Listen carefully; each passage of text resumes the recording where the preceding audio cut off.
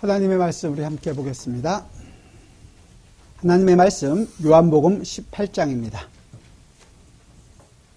요한복음 18장 1절에서 11절의 말씀입니다. 예수께서 이 말씀을 하시고 제자들과 함께 기드론 시내 건너편으로 나가시니 그곳에 동산이 있는데 제자들과 함께 들어가시니라. 그것은 가끔 예수께서 제자들과 모이시는 곳이므로 예수를 파는 유다도 그곳을 알더라. 유다가 군대와 대제사장들과 바리새인들에게서 얻은 아랫사람들을 데리고 등과 횃불과 무기를 가지고 그리로 오는지라. 예수께서 그 당할 일을 다 아시고 나아가 이르시되 너희가 누구를 찾느냐? 대답하되 나사렛 예수라 하거늘 이르시되 내가 그러라 하시니라.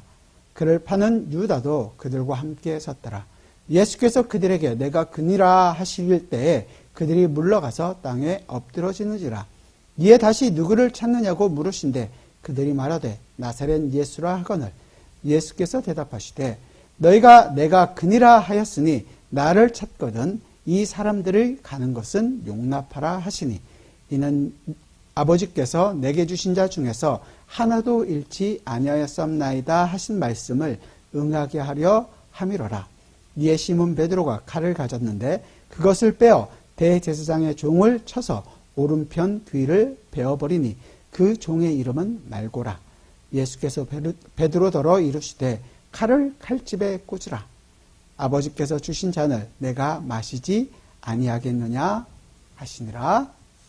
아멘. 우리가 지금 계속 요한복음을 함께 살펴보고 있습니다. 요한은 이 요한복음을 기록하면서 여러분들이 잘 아시는 것처럼 창세기와 이 창조의 사건과 깊은 관계를 생각하고서 기록하였습니다. 창세기 1장 1절 처음 시작에 태초에 하나님이 천지를 창조하시니라 라고 했던 것처럼 요한도 태초에 말씀이 계시니라. 그리고 첫째 날 빛이 있으라 했던 그 빛처럼 요한복음에서 요한도 마찬가지죠. 빛으로 오신 그 예수 그리스도. 그러나 그 빛을 어두움이 깨닫지 못하더라. 이렇게 말함으로써 요한복음과 창세기가 굉장히 연관되어 있다는 것을 우리에게 보여주고 있습니다. 그 이후에 예수님의 모든 공생에 대해서 기록하고 있는데 그 기록하고 있는 모든 내용도 이 창세기와 굉장히 연관되었죠. 이제 우리는 드디어 요한복음 18장에 이르게 되었습니다. 그리고 이 18장 이후에 예수님이 하시는 일이 18장 이후에 하시는 일이 없었다면 그 일들은 우리가 알고 있는 것처럼 예수님에게는 굉장히 고통의 시간이고 비극의 시간이었겠지만 그 일이 예수님 생애의 전체를 완성하는 그리고 예수님의 하신 일과 하신 말씀을 온전히 이루시는 일이라는 것을 우리는 알게 됩니다. 더 나아가서 이 18장 이후의 일들을 통해서 우리는 예수님이 누구시며 예수님이 하신 일의 그 진짜 의미가 무엇이며 누구를 건져내는 것이고 그들을 건져내서 그들에게 성령을 보내시겠으며 그들을 위해 다시 오시겠다고 하신 모든 것들의 의미가 있게 되는 것이고 성도들, 우리들로 하여금 그 영광을 누리며 살아갈 수 있게 해주시는 것입니다. 서론이 좀 길죠? 왜냐하면 이제 18장부터 계속 이어지는 모든 내용들이 그만큼 중요하다는 것을 미리 양념을 쳐놓고 시작합니다. 그런데 시작은 우리는 지금 굉장히 예수님의 어두운 시간을 보게 됩니다. 비극의 시간이고 고통의 시간이고 죽음의 시간입니다. 그러나 우리가 아는 것처럼 예수님은 이 십자가, 이 죽음이 끝이 아니라 부활하심으로 또 하늘에 오르심으로 그리고 이제 앞으로 다시 오실 것으로 우리에겐 영광의 시간이 될 것이라는 것을 함께 생각할 수 있어야 합니다. 지금 예수님은 이제 이 겟세마네 동산에서 기도하셨죠. 땀방울이 핏방울이 되도록 기도하셨습니다. 그리고 지금 유다가 함께 데리고 온 많은 병사들에 의해서 체포되시고 신문 받으시고 구금되셨다가 고문받으시고 마지막 십자가의 형벌에서 죽으시고 장사되실 것입니다. 이 내용 모두 사복음서를 기록했던 이 복음서 기자들은 다 기록하고 있습니다.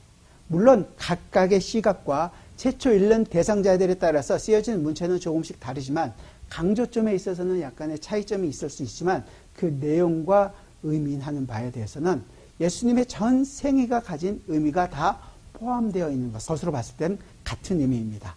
그게 뭐냐면 오늘 9절에서도 나온 내게 주신 자 중에서 하나도 잃지 아니하였사옵나이다 하신 말씀을 응하게 하려 하심이라. 하나님의 말씀을 응하게 된다라는 것을 알게 됩니다.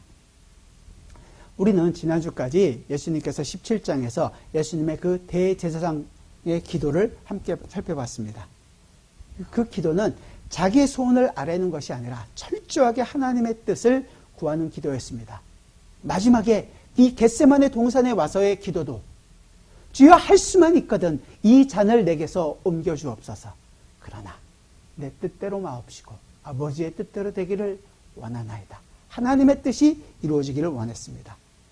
예수님께서는 말로만 이렇게 기도하시는 것이 아니라 이제 그 기도하신 바 그 내용을 친히 그 십자가의 길을 가시는 것으로 이루어 내십니다. 18장의 내용은 이제 십자가로 가는 첫 발을 디디고 있는 거죠. 1절에 보면 예수께서 이 말씀을 하시고 이 말씀을 했다는 것은 우리가 이때까지 봤던 17장의 기도를 하신 겁니다. 하나가 되게 이 하나님의 백성들을 위해서 다 하나가 되게 해주십시오. 간곡하게 기도하였습니다. 그 기도했던 내용을 이제 이루시기 시작하시는 것입니다. 그래서 예수님은 어떻게 하냐면 제자들과 함께 기드론 시내 건너편으로 나가시니 보니까 예수님을 잡으러 오는 자가 예수님을 잡는 모습을 그려지고 있는 부분인데 이것은 제가 처음에 말씀드린 것처럼 요한복음 1장 5절에서 얘기했던 빛이 어두움에 빛이 돼 어두움이 깨닫지 못하더라라고 하는 그 상황을 그대로 보여주고 있는 것입니다. 그 첫 번째 나오는 장면이 어디냐면 기드론 시내를 건너가십니다. 참 성경은 하나님의 그 영감으로 쓰여진 책이라는 것을 우리는 참 금방 알 수 있습니다. 왜냐하면 이 단어 하나하나에 우리에게 그런 힌트를 제공해 주기 때문이거든요. 이 기드론 시내 건너편이다라는 것은 다른 복음서에는 나와 있지 않습니다. 그냥 겟세마네 동산이다라고 있지만 오늘 요한이 이렇게 쓰고 있는 이유가 다 있습니다. 이 기드론 시내 건너편이라는 것은 예루살렘으로 봤을 때는 남동쪽에 있는 우리로 보면 작은 개울가 냇가 정도 되는 정도의 그 시내예요. 그 건너편이 바로 감람산 기슭이고 여러분들이 잘 아는 겟세마네 동산이 있습니다. 거기를 나가시니 건너편으로 나갔다. 그 강을 건넜다는 거죠. 이 의미는 구속사적으로 본다고 얘기한다면 굉장히 의미가 있습니다. 오늘 갈 내용이 많아서 찾지는 않지만 사무엘하 여러분들이 찾아보세요. 이 기드론 시내를 건넌 사람이 또 있습니다. 사무엘하 15장에 보면 바로 다윗 왕이 기드론 시내를 건넜다고 얘기해요. 상황도 아주 비슷합니다. 다윗은 가장 사랑했던 아들 압살롬이 헤브론에서 왕이 됐다는 소식을 듣고 그 왕이 된 소식에 놀라서 도망합니다. 그때 기드론 시내를 건너서 도망갔다고 기록하고 있고 백성들이 슬퍼했다고 기록합니다. 이 사건과 유사하게도 그렇게 도망가게 했던 기드론 시내를 건너게 했던 당사자였던 압살롬도 예수님의 그 기드론 시내를 건넜지만 건너게 했던 그 유다도 죽음이 비슷합니다. 압살롬도 나무에 목이 걸려서 죽임을 당하게 되고 우리가 알고 있는 유다도 목매서 나무에 목을 매 자살하게 된 것을 보게 됩니다. 배반, 건너는 것, 마지막에 죽음까지 이 이야기가 굉장히 비슷한 같은 스토리라는 것을 알 수 있습니다. 이것을 통해서 우리는 다윗이 예수님의 생애를 그림자로 먼저 보여주고 있다라는 것을 우리가 이해할 수 있습니다. 사랑하는 아들, 사랑하는 제자의 배반, 그리고 그가 어떻게 죽음을 맞이하게 될 것인가를 우리는 알게 됩니다. 이게 지금 예수님의 사건이라는 것을 알고 있다면 다윗이 그랬던 것처럼 예수님께서 기드론 시내를 건넌다는 것 자체도 배반의 강을 건너는 것이고 슬픔의 강을 건너는 것이고 이 좌절의 강을 건너는 것과 같은 의미입니다. 하지만 거기서 좀 더 깊은 의미가 있는 것은 사실은 이 기드론이라는 이름이 갖는 의미 때문일 것입니다. 왜냐하면 이 기드론이라는 뜻이 뭐냐면 어두움이라는 뜻입니다. 아마도 이 산 골짜기니까 빛이 잘 안 들어서 어둡기 때문에 사람들이 붙여진 이름일 것입니다.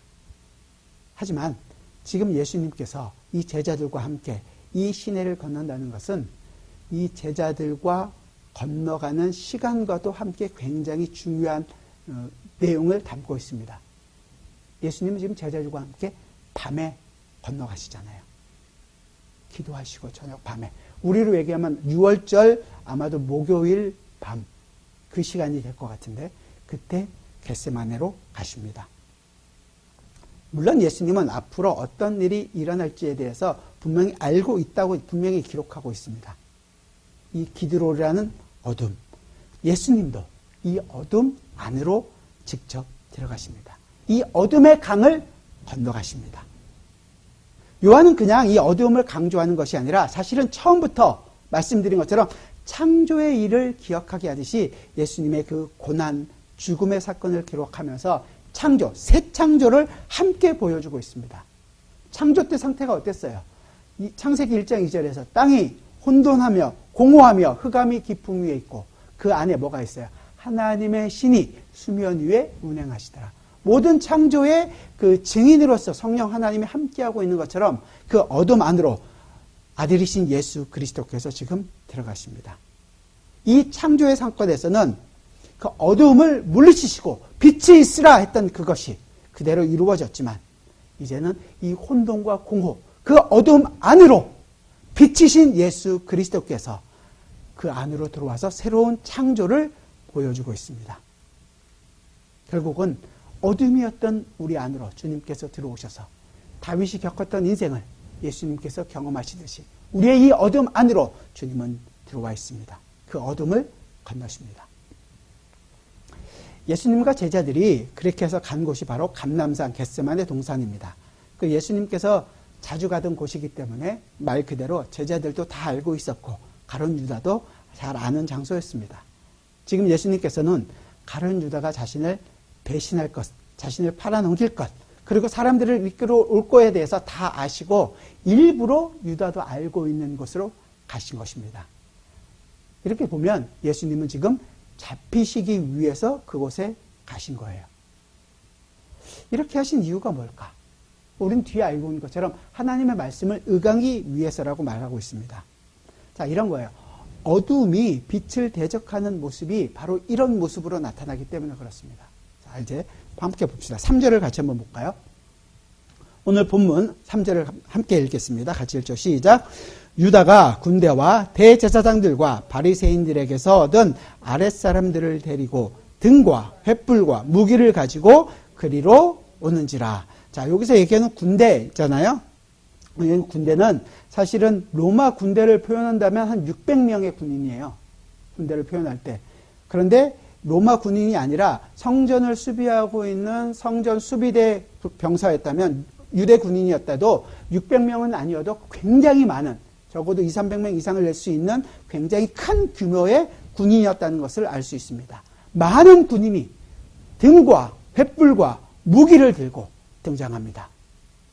어둠이 가지고 있는 힘이 어떤 건지를 보여주는 거죠. 많은 숫자, 자기들이 가지고 있는 능력, 내가 갖고 있는 무기들, 칼, 창, 무기인 것입니다. 요즘은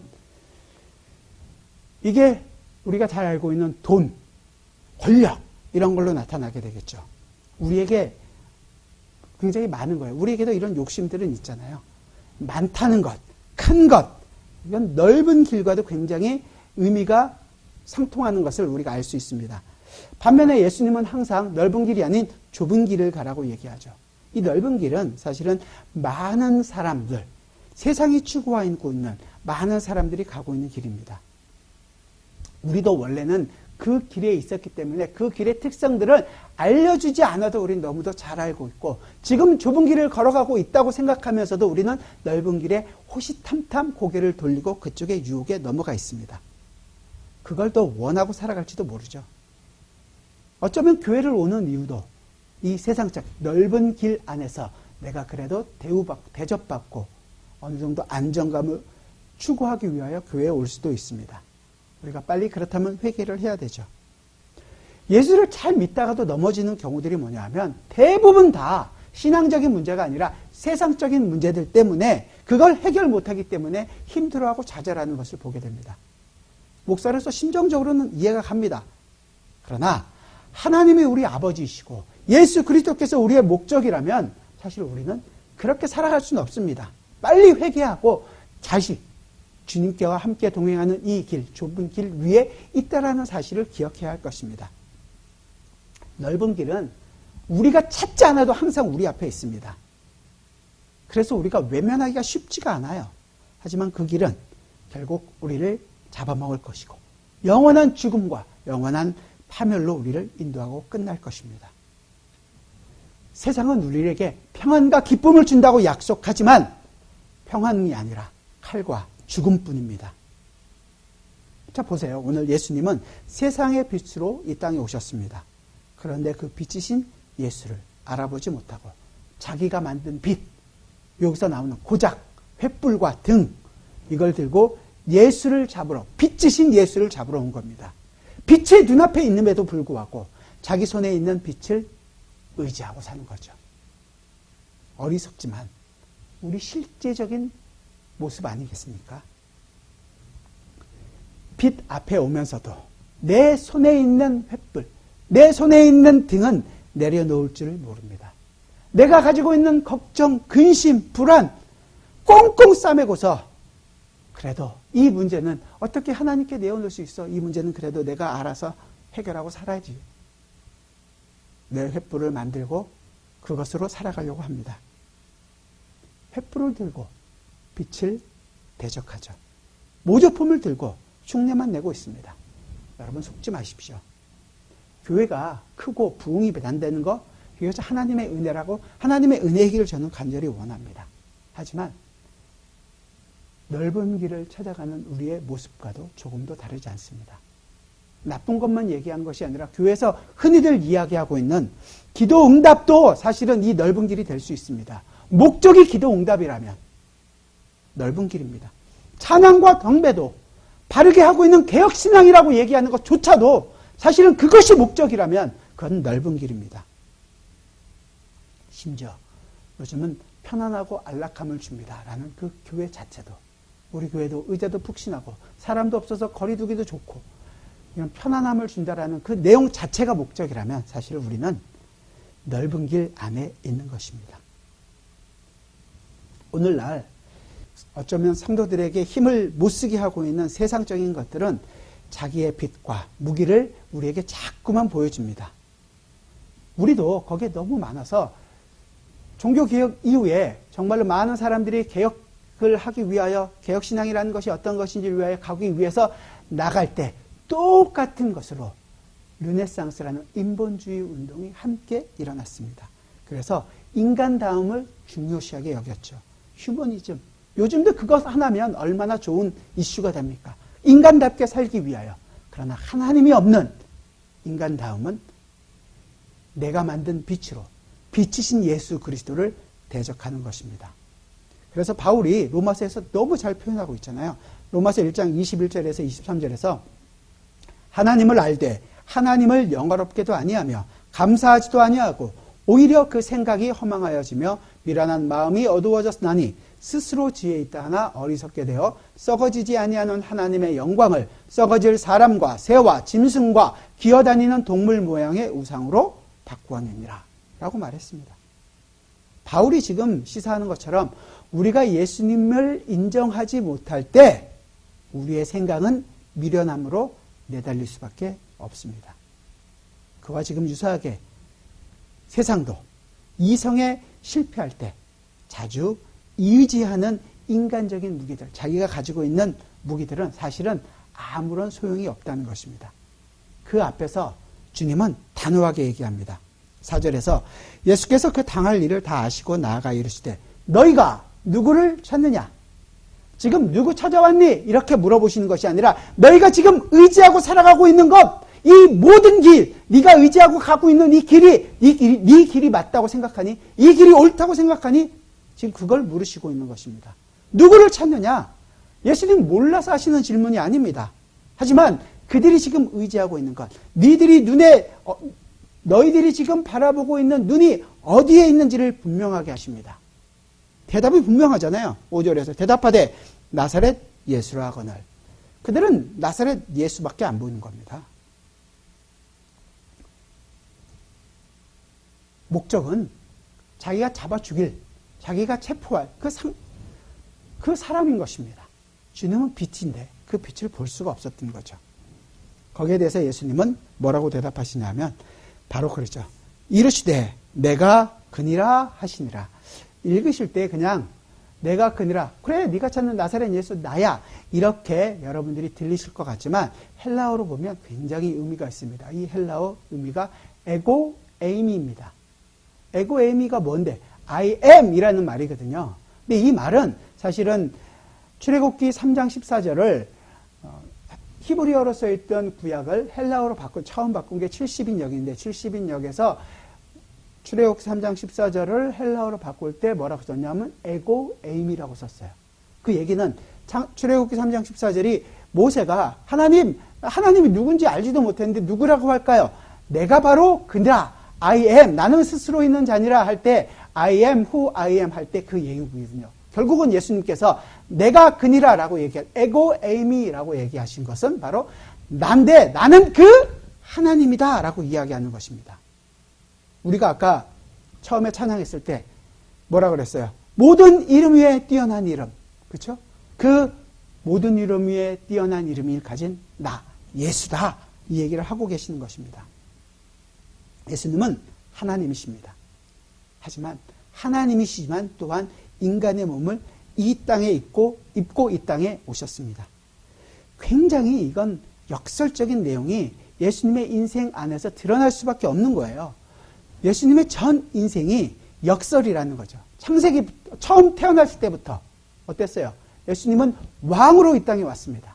하지만 왕이지만 말구유에 오신 왕이셨습니다. 예수님은 세례를 받으셨죠. 죄인들에게 그렇게 얘기했던 세례 요한이 회개하고 세례를 받으라고 얘기했는데 죄가 없으신 분임에도 불구하고 죄인의 모습으로 우리의 죄를 담당하시는 모습입니다. 세상도 예수님의 사역을 사람들도 반대했지만 자연도 반대했습니다.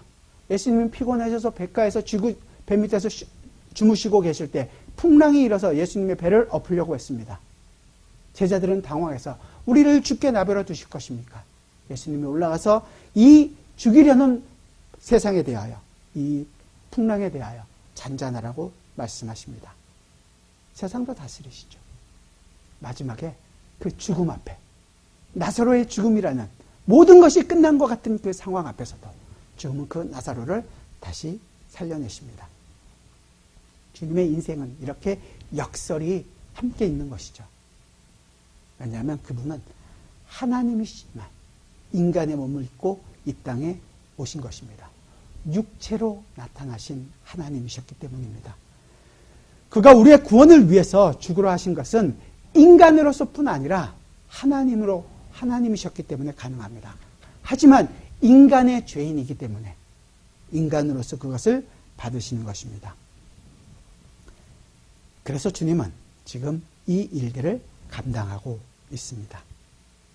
예수님은 또한 이 지금 병사들에게 끌려가십니다. 예수님이 힘이 없어서 끌려가시는 것이 아니거든요. 예수님이 다른 이제 복음서에서 보면 천군 천사를 동원해서 이들을 다 없애버릴 수 있다. 근데 그렇게 하지 않으세요. 일부러 끌려가신다는 거죠. 자의적으로 끌려가십니다. 왜냐하면 그의 죽음이 자의적인 것이라는 것을 보여줍니다. 자기가 잡혀갈 때 이것은 세상의 힘에 의해서 내가 잡혀가는 것이 아니라는 것을 분명하게 하시는 것입니다. 세상 사람들은 주님이 빛이라면 그냥 싹 보여주면 다 알 거 아니야 라고 생각할 수 있지만 그렇게 비춰줘도 모르기 때문에 주님은 죽으시기 위하여 이 땅에 오셨습니다. 그리고 그렇게 이야기하고 있는 모든 세상 사람들에게 대하여 내가 내 몸을 직접 내어줌으로 말미암아 너희가 지금 핑계하고 있는 모든 것들은 핑계할 수 없다라는 것을 보여주십니다. 세상 사람들은 그 빛으로 오신 예수를 인정하지 않았습니다. 알지 못했습니다. 그래서 주님께서는 그의 능력으로 그들을 그 굴레에서 벗겨낸 후에도 계속해서 그 길을 가고 있다면 그것은 그들이 그 진리를 알지 못해서가 아니라 그들은 그것을 알고 싶어 하지도 않았고 그들을 찾지도 않았다는 것을 그들 스스로 증명하기 위하여 이 일을 하고 계시는 것입니다. 그래서 누구도 핑계할 수가 없는 것입니다. 우리는 이 일을 마지막 날에 다시 한번 완전하게 경험하게 될 것입니다. 주님이 다시 이 세상에 오시는 그날, 영접하지 않는 자가 왜 주님 우리에게 알려주지 않았습니까? 아니다. 많은 사람들과 선지자들과 말씀을 통하여 너희에게 증거하지 않았느냐. 하지만 너희가 그것을 받아들이지 않았느니라. 이 메시지는 지금 말씀을 듣고 있는 우리에게도 유효합니다. 그렇게 말씀을 전했음에도 불구하고 아직도 내 근심과 내 걱정과 내 테두리 안에서, 내 보는 시각 안에서 살고 있다면 우리는 그 주님의 말씀대로 핑계할 수 없는 자들이 될 것입니다. 주님은 이 일을 제자들과 함께 하십니다. 아니, 목사님 그게 뭔 문제입니까? 라고 생각하실지 모르겠지만 4절에서 보면 예수께서 그 당할 일을 다 아시고 계셨어요. 다 아심에도 불구하고 이 일을 하시는 목적이 뭐였다고 그랬죠? 9절에서 보면 이는 아버지께서 내게 주신 자 중에서 하나도 잃지 아니하였사옵나이다 하신 말씀을 응하게 하려 하심이라. 그러니까 잃지 않게 하는 것, 성경을 응하게 하는 거래요. 예수님께서 17장 12절에서 분명히 기도하셨잖아요. 내가 그들과 함께 있을 때 내게 주신 아버지의 이름으로 그들을 보존하고 지키었나이다. 그 중에 하나도 멸망하지 않고 다만 멸망의 자식뿐이 오니 이는 성경을 응하게 하려 함입니다. 그렇게 응하게 하신다는 내용들을 주님은 지금 이루시기 위하여 이 일을 하시는 것입니다. 자, 머릿속에 그림을 한번 그려보세요. 이 상황을 한번 생각해 보세요. 예수님과 제자들이 있습니다. 깜깜한 어둠 속에 횃불을 들고 무기를 들고 있는 그 많은 군인들이 있습니다. 예수님께서 누굴 찾니? 나사렛 예수다. 내가 바로 그 사람이야. 그렇게 얘기하고 그 말씀에 많은 유대인들은 다 물러나서 무릎을 꿇고 넘어졌습니다. 왜? 하나님이시라고 얘기한 거니까. 그걸 다 이해했으니까요. 그런데도 불구하고 지금 예수님은 잡히십니다. 그리고 같이 있던 제자들에게 얘기하는 거예요.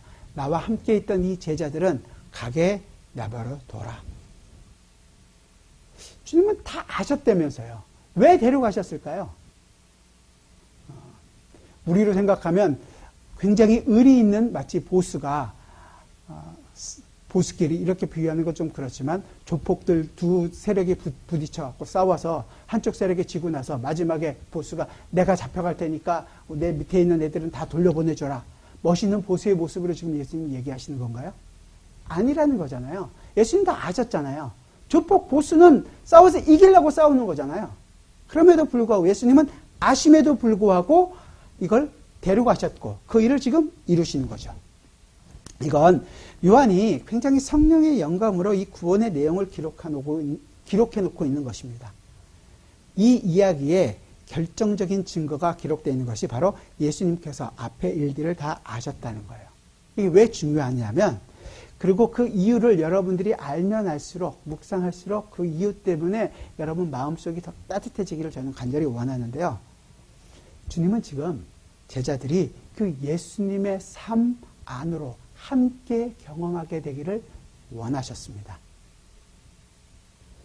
이 말은 예수님의 삶이 그냥 예수님의 인생 따로 떨어져 있는 것이 아니라 예수님의 삶 자체가 제자들의 삶과 하나가 되기를 원하셨던 것입니다. 이 얘기는 제자들뿐만이 아니라 이 제자들로 말미암아 믿게 될 우리들의 삶도 함께 포함되어 있다는 것입니다. 그렇다는 얘기는 예수님과 함께 기드론 시내를 건넜다는 것은 우리가 그 어둠의 삶 안에 있었다는 것이고 어둠의 삶 안으로 주님은 지금 걸어가셔서 그 어둠과 하나가 되십니다. 주님은 지금 제자들의 어둠을 체험하십니다. 예수님께서는 우리의 그 혼돈과 공허, 흑암 안으로 들어오십니다. 우리의 좌절과 고통과 죽음을 주님은 직접 체휼하십니다.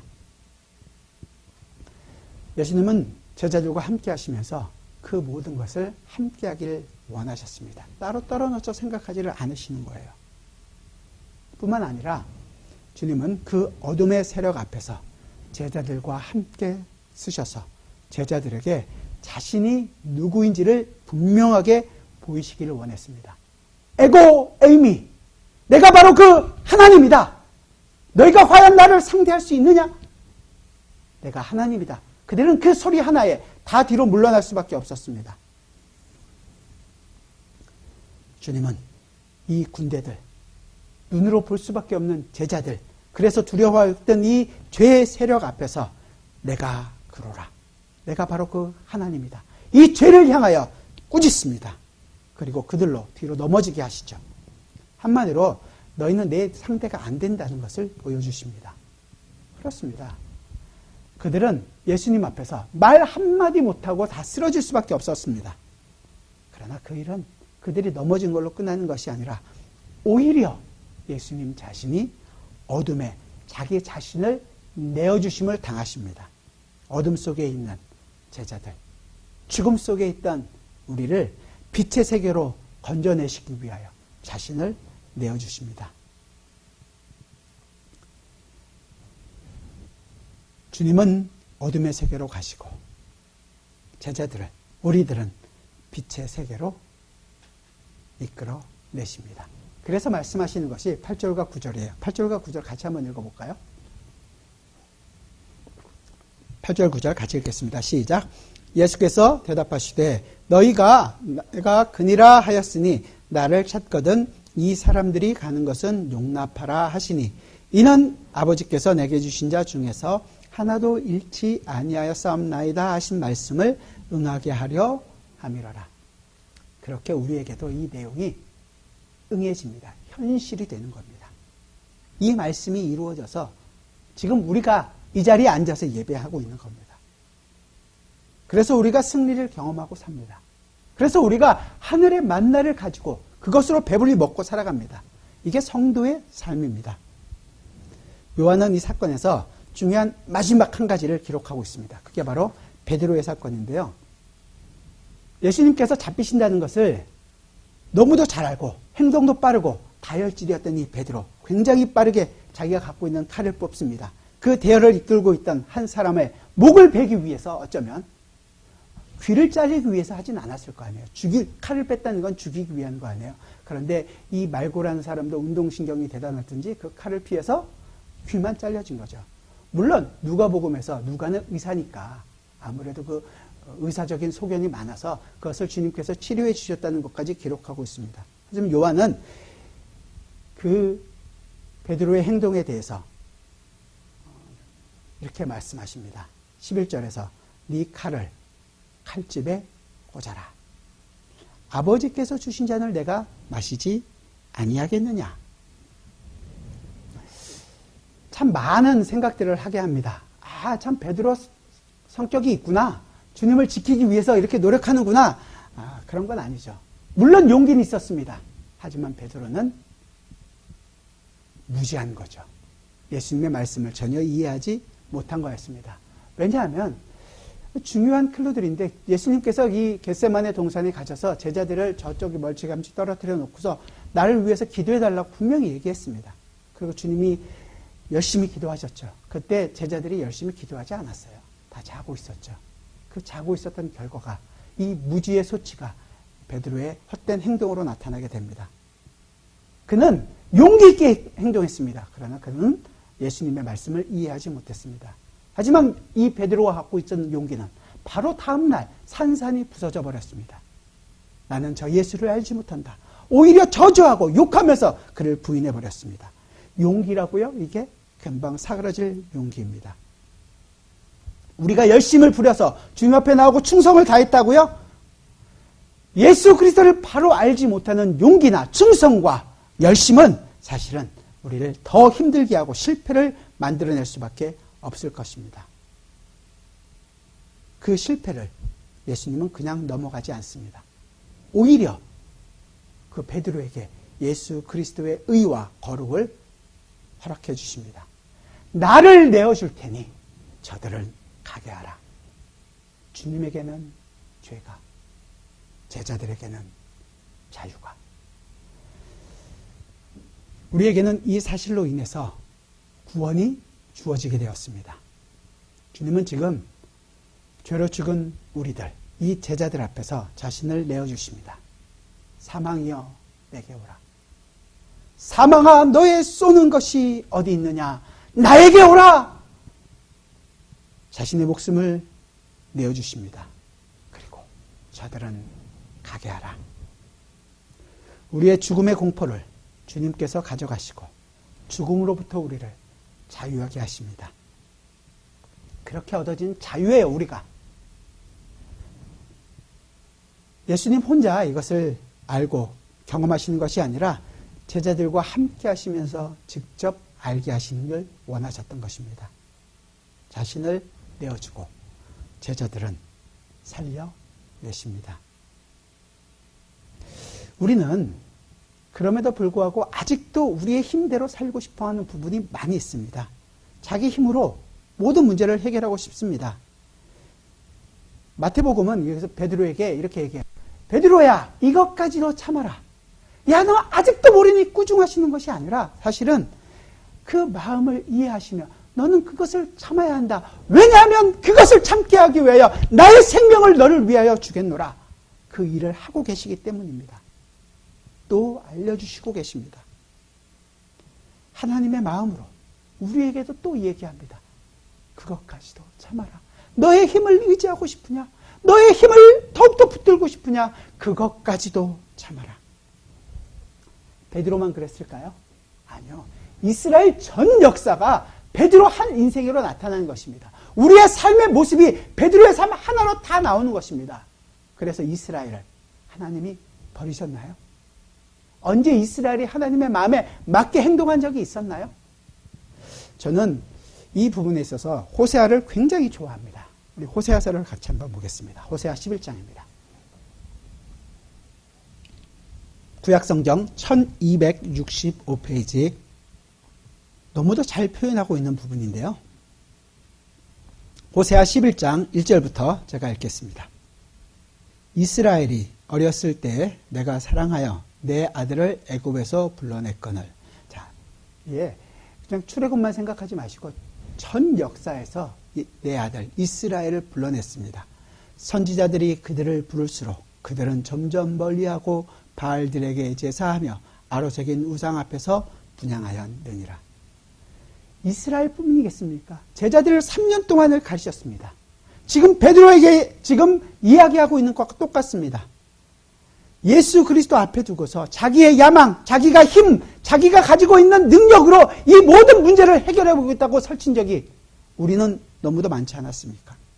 그렇게 아로새긴 우상 앞에 분향하였느니라. 그러나 내가 에브라함에게 걸음을 가르치고 내 팔로 안았음에도 내가 그들을 고치는 줄을 그들은 알지 못하였도다. 주님이 가르쳤지만 몰랐습니다. 우리에게 베풀어 주신 은혜가 그렇게도 많음에도 불구하고 우리도 알지 못했습니다. 내가 사람의 줄 곧 사랑의 줄로 그들을 이끌었고 그들에게 대하여 그 목에서 멍에를 벗기는 자같이 되었으며 그들 앞에 먹을 것을 두었노라. 그들은 애굽 땅으로 되돌아가지 못하겠거늘 내게 돌아오기를 싫어하니 아수르 사람이 그 임금이 될 것이라.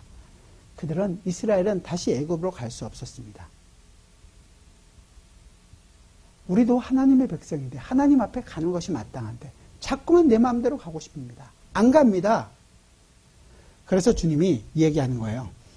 칼이 그들의 성읍들을 치며 빗장을 깨뜨려 없이 하리니 이는 그들의 계책으로 말미암음이니라. 내 백성이 끝끝내 내게서 물러가나니 비록 그들을 불러 위에 계신 이에게로 돌아오라 할지라도 일어나는 자가 하나도 없도다. 고난을 통해서 알게 해도 안 돌아간다는 거예요. 가진 방법을 다 썼음에도 불구하고 안 간다는 겁니다. 이스라엘이요? 아니요, 우리가요. 그래서 하나님은 그들을 내가 그리하여 이스라엘을 버렸도다. 그들은 심판마다 마땅하기에 그들을 다 진멸하였도다. 그렇게 해서 끝이 나야 되는 거 아닙니까? 그게 저는 마땅하다고 생각합니다. 그런데 8절부터 봅시다. 8절 같이 한번 읽어봅시다. 시작. 에브라임이여 내가 어찌 너를 놓겠느냐. 이스라엘이여 내가 어찌 너를 버리겠느냐. 어찌 너를 스보임같이 두겠느냐. 너를 스보임같이 두겠느냐. 내 마음이 내 속에서 돌이키어 나의 긍휼이 온전히 불붙듯 하도다. 어찌 여기서 이야기하고 있는 아드마나 스보임은 소돔과 고모라를 생각하시면 됩니다. 바로 그 지역에 있는 그 같은 동네거든요. 주님이 지금 얘기하시는 거예요. 내가 어찌 소돔과 고모라처럼 너희를 멸망시키겠느냐. 이 안에 있는 하나님의 마음을 여러분들을 보십니까? 하나님 왜 그러신다는 거예요? 내 마음이 내 속에서 돌이키어 나의 긍휼이 온전히 불붙듯 하도다. 이 불붙듯하는 하나님의 마음을 여러분들 아시겠습니까? 마지막까지 자기 힘을 의지한 이 베드로, 끝끝내 돌이키지 않는 이스라엘, 정말로 무슨 방법을 다 써도 돌아가지 않는 우리들, 다 버림받아 마땅하고 심판받아 마땅한 우리들입니다. 그런데 주님은 이 베드로에게 네 칼을 칼집에 꽂아라. 뭘 말씀하십니까? 그를 꾸짖는 것이 아닙니다. 넌 정말 안 되겠구나, 버리겠다고 얘기하는 것이 아닙니다. 우리도 주님 앞에 나가 주님을 찾는다고 기도하고 주님께 감사한다고 이야기하고 예배하고 하지만 우리의 문제만 있으면 하나님 이러실 겁니까? 하나님을 원망하는 적이 너무도 많습니다. 아직도 그러고 살아가고 있는 내 인생 앞에 날 지키기 위하여 내 스스로 노력하고 있는 나의 모습임에도 불구하고 주님은 우리를 버리지 않으시겠다는 거예요. 이유는 단 하나.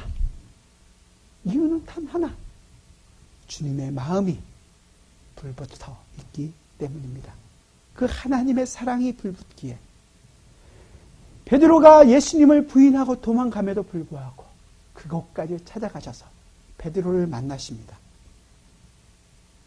아직도 정신 차리지 못하고 내 마음대로 살아가고 있는 우리에게 주님은 찾아와서 그 옛날 베드로에게 물으셨던 것처럼 우리의 인생 앞에 물으십니다. 바요나 시몬아, 네가 나를 사랑하느냐? 사랑하는 성도 여러분, 주님을 사랑하십니까?